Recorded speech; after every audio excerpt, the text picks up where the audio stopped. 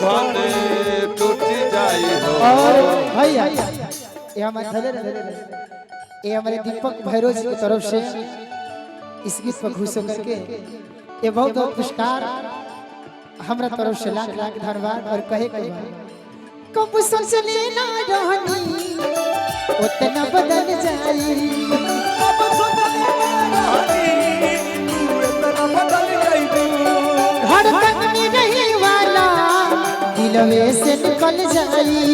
धड़कन में रहे वाला दिलवे से निकल जाई। जुदाई तो खाली बहाना भइल बा, जुदाई तो खाली बहाना भइल बा, सनम दोसरा के दीवाना भइल बा, सनम दोसरा के दीवाना भइल बा। शादी बदली हो जग जनवा, शादी बदली हो जग जनवा हमार हो। लड़का कहता कि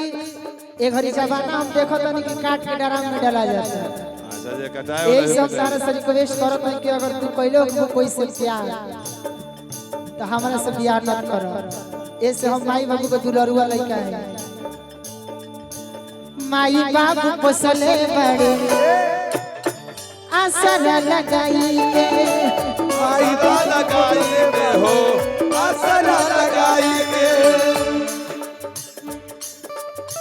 डराम में डलवई हो जनी यार से काटवई के, डलवई हो जनी जान कटवाई के, डरम में डलवई हो जनी जान कटवाई के।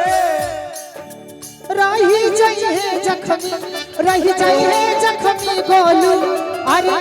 कहीं तो कुंवर हो नहीं तो भले राजा जखमी जितेंद्र आ गोलू राजा कुंवर, रह जाइए जखमी गोलू रह जाइए जखमी गोलू, अरे भला ही कुंवर हो शादी बदली हो जनी जनावा हमार कि शादी बदली हो जनी जनावा हमार हो, शादी बदली हो जनी जनावा हमार हो, शादी बदली हो जनी जनावा हमार हो,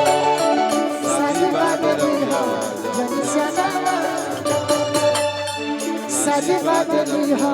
जनी जनावा, शादी बदली हो जनी जनावा, शादी बदली हो जनी जनावा, शादी बदली हो जनी जनावा, शादी बदली हो जनी जनावा, शादी बदली हो जनी जनावा,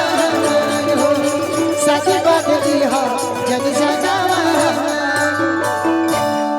ये सब कहता है कि माई बाबू के पूजा